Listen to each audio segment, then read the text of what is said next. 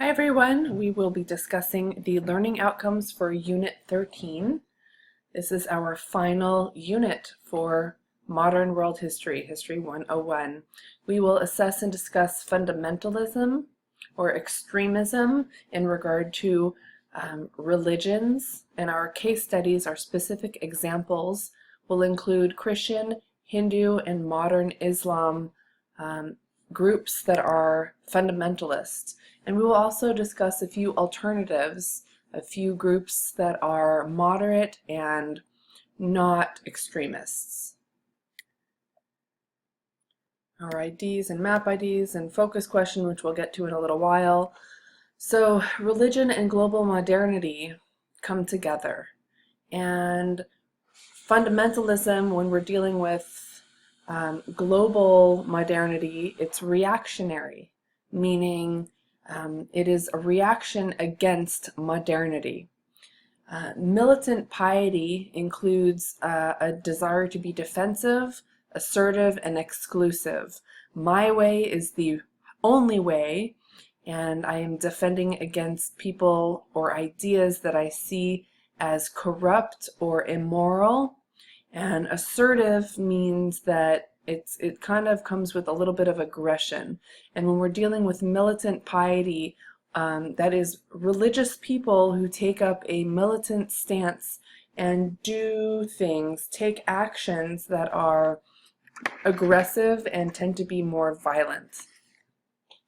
The perceived threats, the things that militant people who are pious or fundamentalists are reacting to include capitalism, because capitalism induces a culture of greed and selfishness and immorality and materialism. So that is a perceived threat to an old, more modest way of life, and fundamentalists would attempt to combat capitalism, and in some ways it turns violent, or it can turn violent. Also secularism, the removal of religion in daily life. The United States is a secular state in many ways, and it is inclusive with lots and lots of different religious groups. However,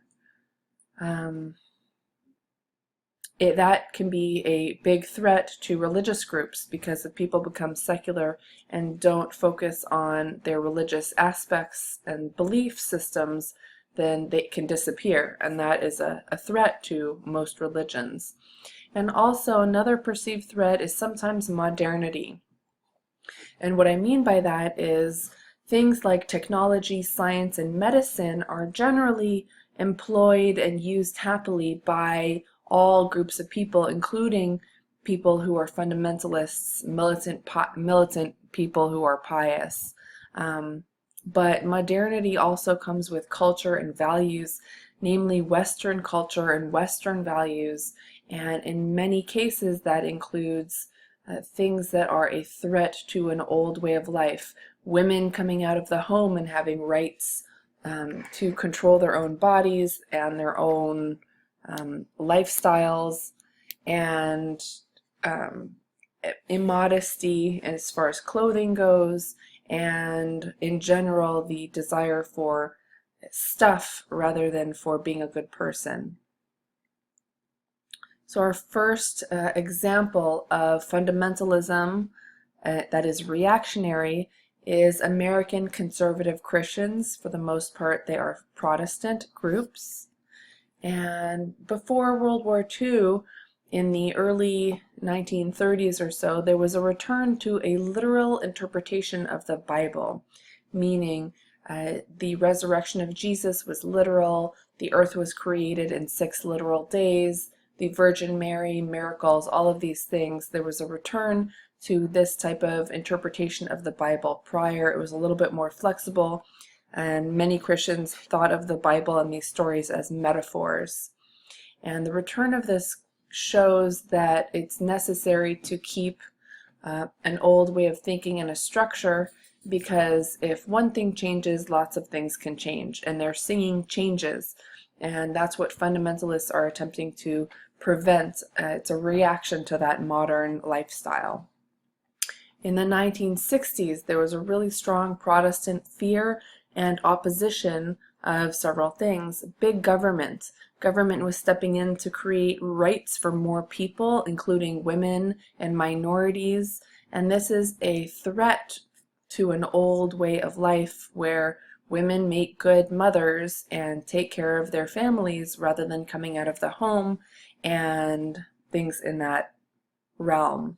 The sexual revolution was also taking place, where women were going out and getting birth control and taking care of and controlling their own bodies and their own destiny. That, of course, includes abortions were taking place more openly. They've always occurred, but definitely by the 60s, there were more things like that happening. And homosexuality, which is also perceived by a religious entity. Most religions, or many religions, see homosexuality as immoral and a choice, even though scientifically speaking it is not a choice, or it should be suppressed according to very religious people of certain religions. And so all those things are definitely things that Protestant fundamentalists would fear and oppose. In some ways it turns violent, and we'll talk about that in a minute.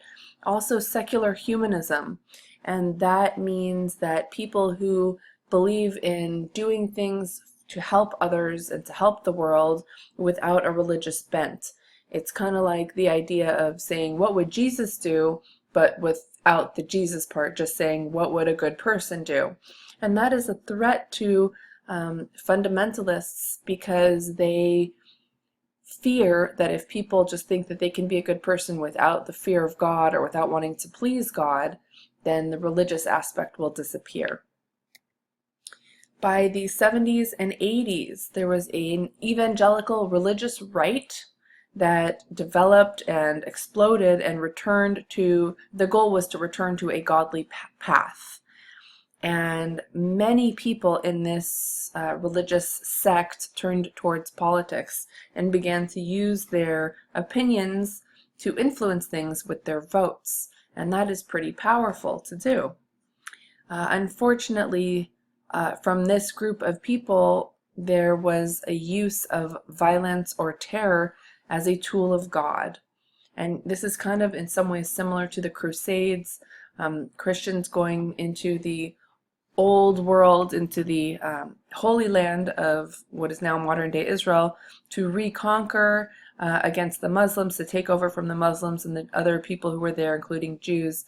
And it was supposed to be a tool to help the world.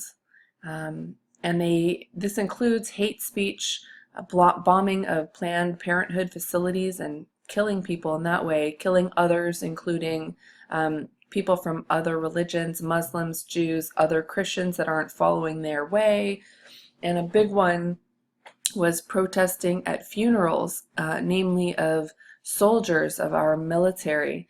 And this is extremely upsetting. There are, and this continues to happen, but protests at funerals of our military men who have fallen, and they hold up terrible signs and say things like, it's good that the soldiers are being killed and that's the way God wants. And it's just very upsetting for a lot of people to see that kind of stuff. I'm going to show you some images of what hate speech looks like. And the problem with hate speech, we have the right to say whatever we want in America, which is quite a phenomenal, amazing, wonderful thing in almost all cases. The problem with that is that people are free to have hate speech, and hate speech can lead to violence. Modern day examples of people who use hate speech, and sometimes some people go to extreme cases and become actually violent and commit bombings and terrorist actions. The groups include the Westboro Baptist Church, and that is a big group that likes to protest at soldiers' funerals. Very, very disturbing for most people. The Loyal White Knights of the KKK, skinheads, the American Renaissance, Aryan Brotherhood, and neo-Nazis, which means kind of like new Nazis rather than from the 30s and 40s. These are a new group of Nazis that are arising, and they hail Hitler, etc. It's again disturbing. I'm going to show you some images that I consider very disturbing. So you can see on top it says, "Thank God for dead soldiers. Soldiers die for fag marriage." It's because America is giving rights to people who are LGBTQ, lesbian, bi, gay, trans, or queer. And these people think that because people are doing something privately in their own home, that somehow God is punishing the world for that. And God hates America, God blew up the shuttle, God hates fag enablers. These are very offensive, just terrible, terrible ideas. And you can see on the bottom left that there are children holding up these signs. I don't know if they know at this point, at this age, what they are saying, but definitely this type of hate is bred, it is not born. Another example of fundamentalism on a global scale is Indian Hindutva nationalism, which is reactionary. I'm just going to go back to remind us of what is not a fundamentalist group. Nehru, who was the first prime minister in 1948 when India became independent, Nehru held the first government, and it was a secular government, meaning irreligious, not religious, which was helpful because there were groups of Muslims and Sikhs that were a small minority of the population, about 20% of the population. The rest were Hindu.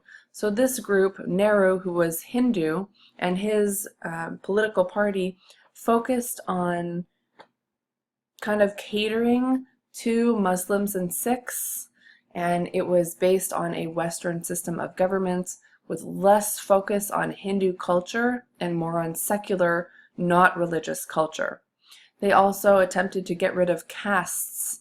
So if someone was born into a high or low caste, that didn't really matter according to government, which was really important. There are still, of course, classes in India and everywhere. And in India, there's still a caste system, but because this group really focused hard on pushing against the division of people based on birth and business jobs, it became helpful for a lot of the majority of people. And it was definitely a group focused on peace and peaceful actions. Nehru spent a lot of time with Gandhi and was an advocate and a proponent of Gandhi's non-violent means. So now we're going to talk about Hindutva nationalism, which is a reactionary fundamentalist tradition. Starting in the 1980s and 90s, the BJP party came into power, and they focused on rights for higher castes or higher class people. And this kind of makes sense if you're an old dog, you have old wealth, you have old prestige, your family has been in part of the highest caste for a really long time, and you want to keep that. That is wonderful for you and your family, but it is definitely a challenge for all the lower castes. And the BJP party also focused on Hindu traditions and culture in education and in political life and in culture, meaning rather than being secular and accommodating to Muslims and Sikhs and other religious groups, their focus has been to improve and increase Hindu philosophy. So teaching Sanskrit and keeping Indian Hindu holidays and teaching Hinduism in public schools. Okay, so just to look down here is India, and this is where we were just talking about with the BJP party coming into power in the 80s and 90s. They went out of power, and recently, and I think in 2014 is when they were re-elected into power, and I know that Muslims and Sikhs were fearful because the leader of the modern current BJP party, who's now the president, used to or has participated in terrorist actions against Sikhs and Muslims. So that's been kind of a fear for people in India currently. The dark green colors on this map are areas of the world that have a high percentage of Muslims, of people who practice the Islamic faith. And it goes, the lighter the color, or the more orangey yellow color, the smaller the percentage. So you can see definitely the Northern Africa and the Middle East and Indonesia have the highest numbers of Muslims in them. If you look at the chart on the bottom, it shows that 83% of Muslims are Sunni, practice the Sunni faith, and 16% are Shia. The Shiites, again, are concentrated in Iran, which is right here between Iraq and Afghanistan. And then that last 1% down here is probably mostly Sufi and other more mystic groups of Islam. And then if you look at the pink chart over here, about 20% of Muslims are Arabs. That's about 1.3 billion Muslims. 5% of Arabs are non-Muslims, and everybody else is not Arab, which is kind of really interesting to think about. If you look at these numbers though, Indonesia, which is not Arab, has 181 million Muslims, and all of North Africa, most of these people are not Arab either, they are African. So that's something interesting to think about also. Okay, so our focus question, and I'm sorry there's so much writing on here.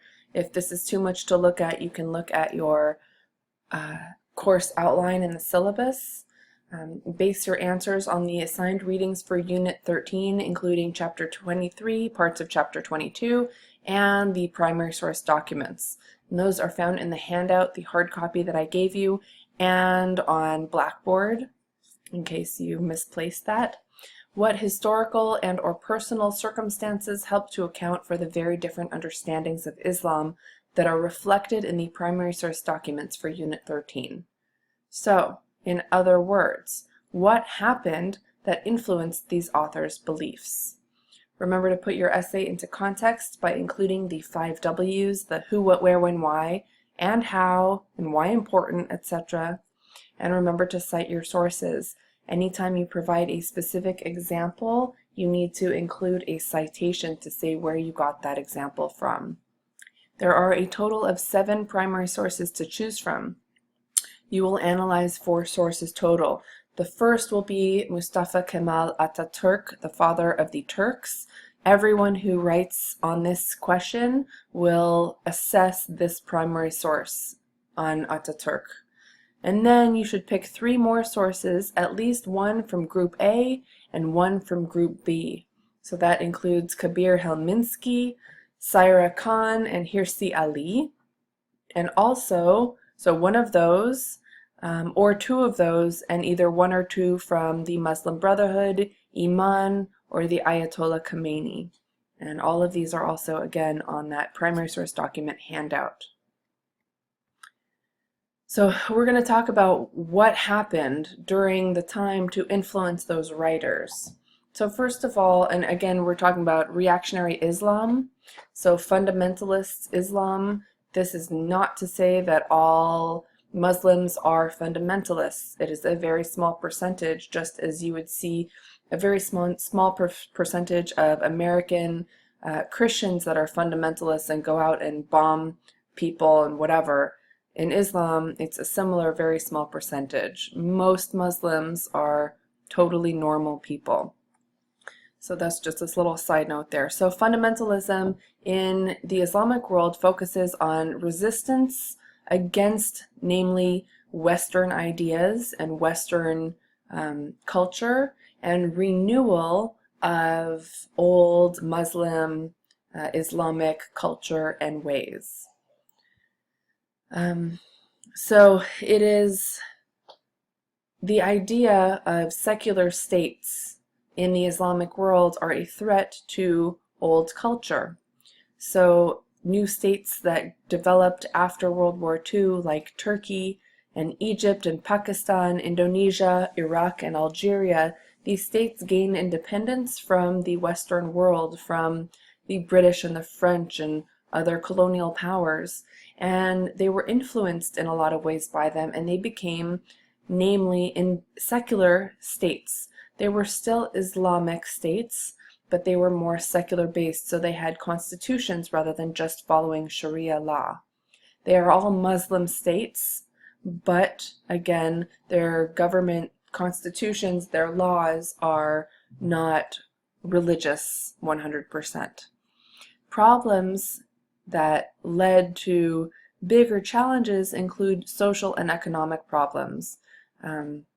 After World War II and even prior, during the Great Depression, all of these states suffer in tremendous ways, and it causes problems. And when there are social and economic problems, people think about reasons for that. In general, Israel is seen as a uniting and mobilizing factor. So if you are in the Islamic world and you want to find a common enemy, Israel is a really nice scapegoat for any problems that you were having in general. And we'll talk more about that. We've started to talk about that, and we'll talk more about that. Iraq attacking Israel during a Gulf War when they had attacked Kuwait and Israel had nothing to do with it, it was a uniting factor because they wanted support from other Arabs in the region. And then it's a really big fight against Western cultural penetration.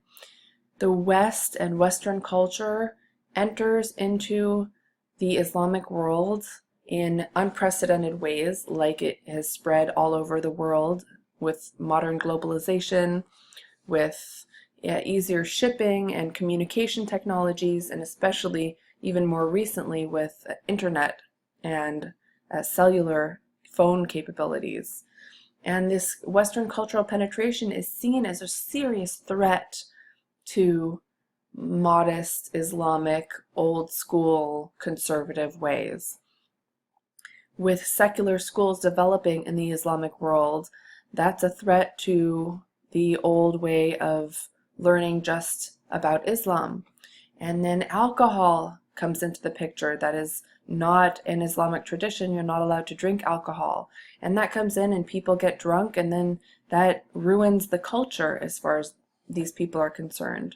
And it's very clear that that is totally possible. A lot of people can get addicted to alcohol, and that becomes a serious problem. Films from the United States and from Europe, movies that have ideas that are totally divergent against the Islamic world. So movies that show love stories or any immodesty in women's dress, women in feminist roles, and they come out of the home and they're working and driving. All of these things are a threat to the old way of having women being at home and a very strict social structure and very strict rules. And that's just a threat to the Islamic philosophy as far as fundamentalists go. And then immodesty, that's a really big one. Let's look at what this looks like. So Mustafa Kemal Ataturk, the father of the Turks, he's the leader of modern Turkey. When the Ottoman Empire disintegrated after World War I, he came into power, and he was heavily influenced by the West. And you can see this picture of him and his daughter who is getting married. And the women here are dressed extremely immodestly compared to what you would see in times prior, where women would be completely covered with their arms covered, their hair would be covered and longer, you would not see ankles, and all of these things are a threat to the very modest lifestyle that women should have according to Islamic traditions and culture. Not always, but especially in the last 5-something hundred years, that has been the case. And things are turning. So Mustafa Kemal Ataturk, he is influenced so much so by the West. He's wearing Western clothing, a suit or a tux maybe, I don't know, I can tell the difference, and shiny shoes, and he's dancing with his daughter at her wedding, and she has short hair and you can see her ankles. This is a big deal. And if you are a religious person in the Islamic world and this is your leader, that can be a threat to you. You can feel a little bit threatened. Additionally, this is 1929. The Great Depression is about to hit or hits, and a lot of people can't, even if they wanted to, they can't have this lifestyle. So that is seen as kind of a frustration there as well. Maybe this is appealing to a lot of people, but they can't have it because the Great Depression hits and they have a hard time. A few more ideas that show the threat to the fundamentalist Orthodox Islamic cultural system is this type of Western penetration or Western culture that has penetrated into the Islamic world. And this is definitely perceived as immodest, immoral, sexual, aggressive, and feminist. Barbie is quite the example of that. And these, if a little Muslim girl gets a hold of a Barbie, and this is supposed to be a role model of sorts, this is a really big problem for conservative Orthodox Muslims. You can see her whole body for the most part. She's pretty much naked, and comparatively, you can see her hair. She's out doing something she shouldn't really be doing, surfing, which unless you're completely covered is a pretty immodest thing to do because you're in the water in a bathing suit. Bathing suits are very immodest, and it shows that women are outside of the home. So Barbie in general is a really big, scary threat to the Islamic culture. And then on top there's a picture of an Andy Warhol picture of a very iconic person, Marilyn Monroe, who was seen as a very sexual icon. And below her is a picture, it's actually a three-dimensional picture of hamburgers, cheeseburgers. And this just shows the gluttonous, greedy, materialistic culture that is Western culture, and it penetrates into the Islamic world in unprecedented rates, especially more in the last half a century plus. This is another example of Western culture. This is the exact image of what religious people in general, but especially religious Muslims, are trying to fight against. This young girl, Miley Cyrus, who at the time was maybe a late teen, early 20s, I don't remember how old she was, maybe 18 or 19, and she's wearing practically nothing, and she's doing God knows what with that big hand and this is our idol. This is someone who young people look up to. And if a young Muslim girl looks up to this person and wants to imitate this, that is a really big problem in a very modest culture. And another really big problem with this image is it's not just the center icon that is the problem. If you look in the background on top, you see a whole bunch of women, and all you really see are their chests and their legs. Nothing is covered, nothing is modestly clothed, and this is a really big problem. And then another really good example of American or Western culture spreading into the other parts of the world is McDonald's. The circles show how many McDonald's there are in a particular place, in a particular nation. So America over here has a really big circle. There are more than 10,000 McDonald's in the United States. I think most of us know that. If you've traveled anywhere to any city ever in America, I don't think I've ever been anywhere that doesn't have a McDonald's, at least nearby. Japan, over here, tiny state, you can't even see the whole country for the most part. It's mostly blocked off because there are so many McDonald's there. Also, Western Europe has a huge number of McDonald's, but if you look here in the Arab world and the Muslim world, there are plenty of McDonald's locations there, and Indonesia is as well. And McDonald's is just one example of the idea of economic and culture of the American quote-unquote empire spreading across the globe. America has a huge influence, and Western culture also has a huge influence on the rest of the world. Okay, so reactionary Islam or fundamentalists are not just attempting to resist and renew, but it also ends up including acts of violence. So a few examples. The Muslim Brotherhood, which was established in Egypt in 1928, they gained a lot of power because they provide extraordinary, wonderful charity and services to the people who can't afford things. It was established by an impoverished teacher, so I can relate to that. And he and his followers attempted to create a system that would help the situation for the people who were poor and underprivileged when the government was slacking. They provided youth centers and clinics for health and after-school programs and all of these services, including food and help with shelter, things like that, for people. And when you are receiving these types of benefits from a group, then you tend to want to stick with them because they help you and you want to help other people in return because of that. And the problem with this is that there was a growing belief that the Islamic world, and Egypt in particular, was becoming subordinate to the West, namely Britain, who had a lot of influence in Egypt, due to deviation from Islam, due to deviation from the proper orthodoxy that is Islam.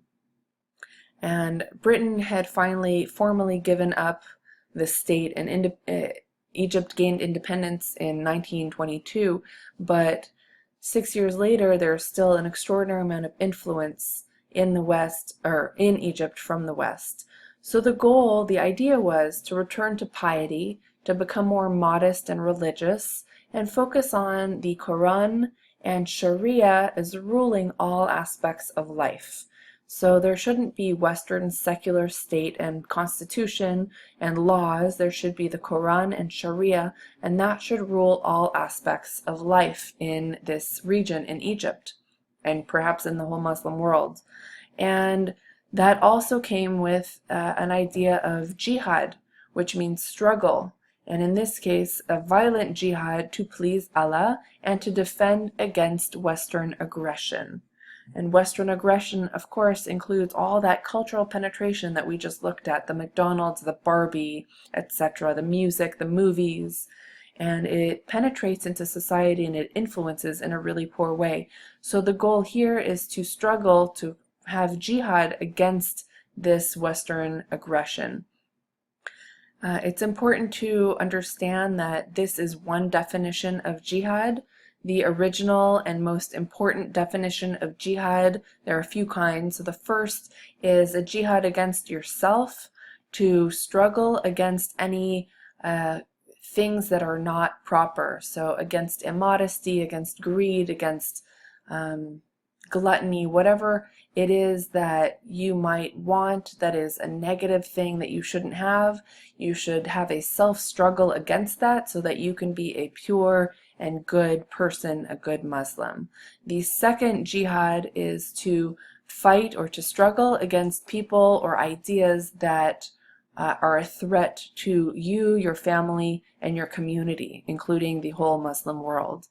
And so these people, some of these people in the Muslim Brotherhood, turned towards a violent jihad against Western aggression or against Western cultural penetration because it is seen as such as a huge threat to the whole community and culture. And what's interesting about the Muslim Brotherhood is that the activists, the leaders, are in leadership roles, meaning they are the doctors and scientists and engineers and lawyers. They are not lower class, poor anarchists. They are people who are well educated and high ranking in their communities, and these are the people who are contributing money to help others and to support the system and to create this Islamic-based world. Unfortunately, they do turn to violence and have in the past, and that is a problem for people who aren't interested in focusing on a very orthodox version of Islam and who enjoy things like Western culture and other ideas. A few other examples: Hamas, which is located in Gaza, and Hezbollah, which is located in north of Israel in Lebanon. And these groups are supported by Iran and sometimes other Muslim states. And their main goals is to fight against Jews and Israel. We've already kind of talked about this a lot, but popular uprisings, suicide bombings, rockets, and saying that Israel is an illegitimate state. And many times this turns to violence. The picture on the right is an image of Hamas representatives who are trying to make a point that they will kill themselves in suicide bombings if necessary to show that their cause is important. Another example is in 1979, the Soviets, the Russians, who are secular, not religious, atheist. Many of them don't believe in any form of God, and communist. And they invaded Afghanistan and wanted to kind of take over. And they instilled a communist leadership in Afghanistan. They were Muslim and Afghani, but they were still highly influenced by the Soviets. And this led to a really big reaction of pious Muslims. The religious Islamic groups became radicalized against the communists, against the secular atheists, the Soviets, who had invaded Afghanistan. And kind of interestingly, the very orthodox religious Muslims who became radicalized and fundamentalists were supported by the West, by America, who sent over rockets and other goods and helped the people there, because this was a very good example of a fighting by proxy war in the Cold War between the American capitalist powers and the Soviet communist powers. Here's an up-close look of a few places. Gaza is down here between Egypt and Israel, the Gaza Strip down here, and then Lebanon right up here between Israel and Syria is Lebanon right here. And we talked about Afghanistan. I'll show you that in 1 second. Here we are. Here's Afghanistan. And a good way to remember the order, we know that India was split into India and Pakistan here. And right past Pakistan is Afghanistan. And this is where the Soviets invaded and led to, it was kind of like sort of compared to America in the Vietnam War. This was the Soviet version of that, and it led to people realizing that the Soviet military was not as strong as it was believed to be. Osama bin Laden and his group Al-Qaeda was trained by the United States. In the first Gulf War in 1990 till 1991, Iraq took Kuwait, mainly for oil. Kuwait is very rich in oil, and the United States invaded Iraq to kick Iraq out of Kuwait with an international coalition of 34 countries, including Saudi Arabia, the United Kingdom, and Egypt. Those were the main players. And Kuwait ended up attacking Israel with Scud missiles to incite support from Arab nations. Bin Laden didn't like this very much, and because the United States put troops in Saudi Arabia, the holiest of holy places in the Islamic world, who were considered infidels, the Americans were considered infidels, this kind of hardened bin Laden and his group Al-Qaeda to fight against the Americans in the future.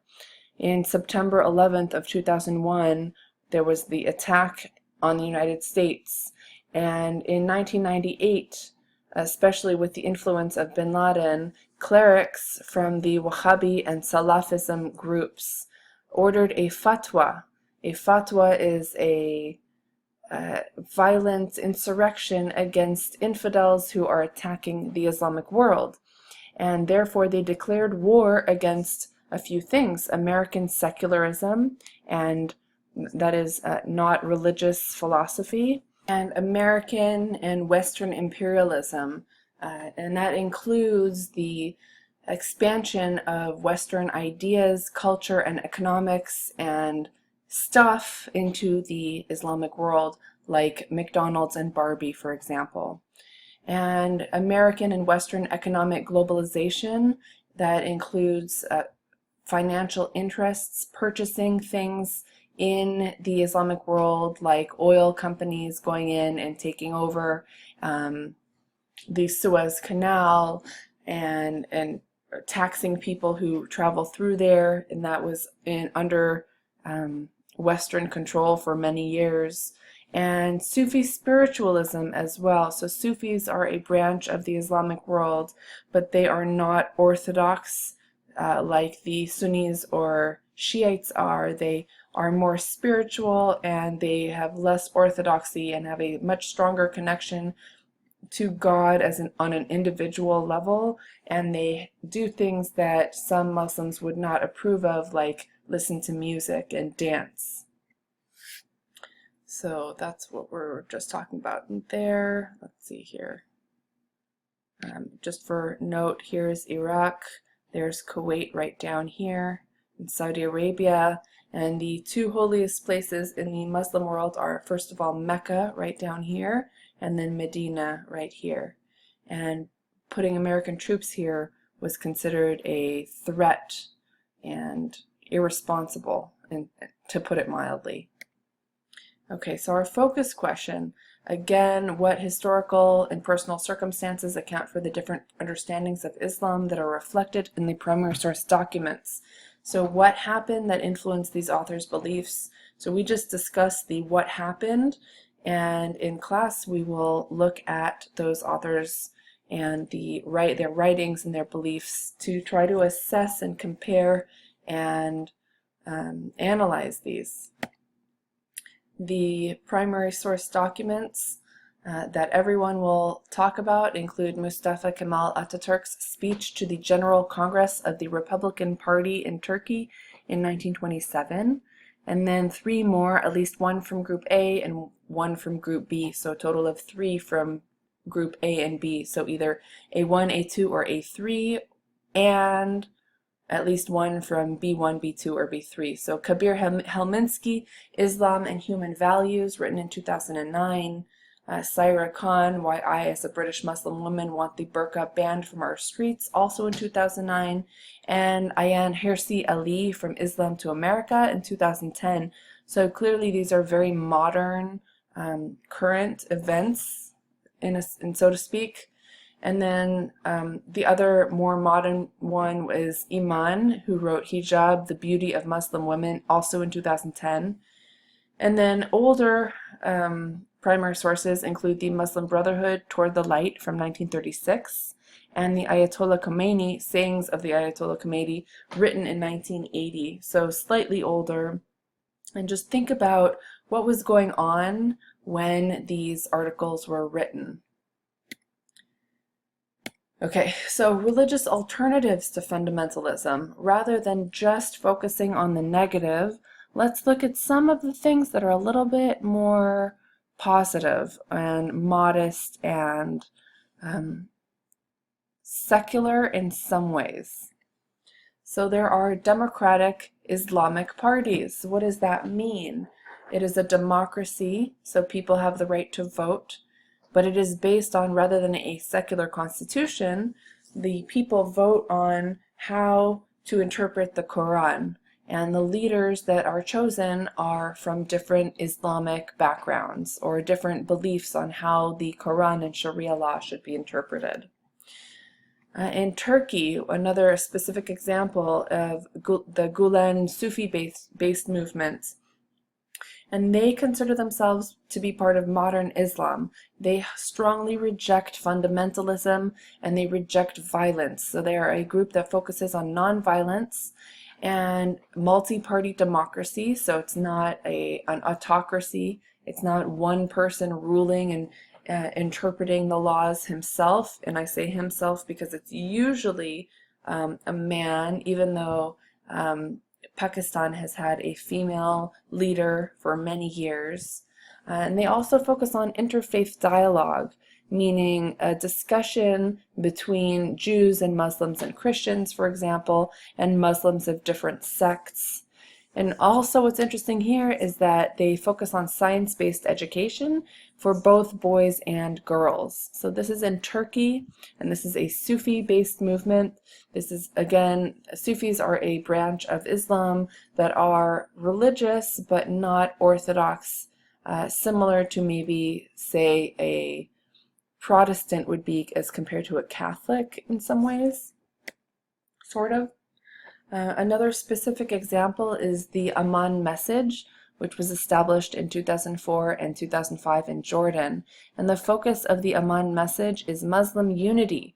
So people who are Muslim should not attack other Muslims for not following their specific branch or understanding of Islam. As long as someone is Muslim, of any sect, of any branch, they should still be considered Muslims.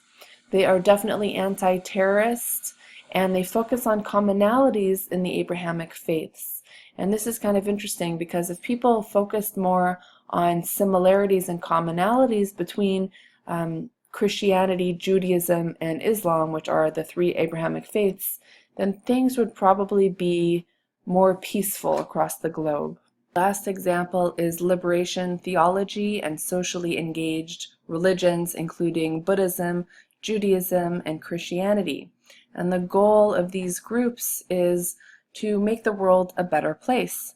So debt relief for the poor, helping the poor, providing social justice for people who are persecuted, for religious minorities or ethnic minorities, human rights to ensure that people end slave trafficking, and that punishments are not overtly violent, providing education for people, including boys and girls, providing health services for people who can't afford them, and a big focus is on peacemaking between different groups of people, different religious groups, different nations.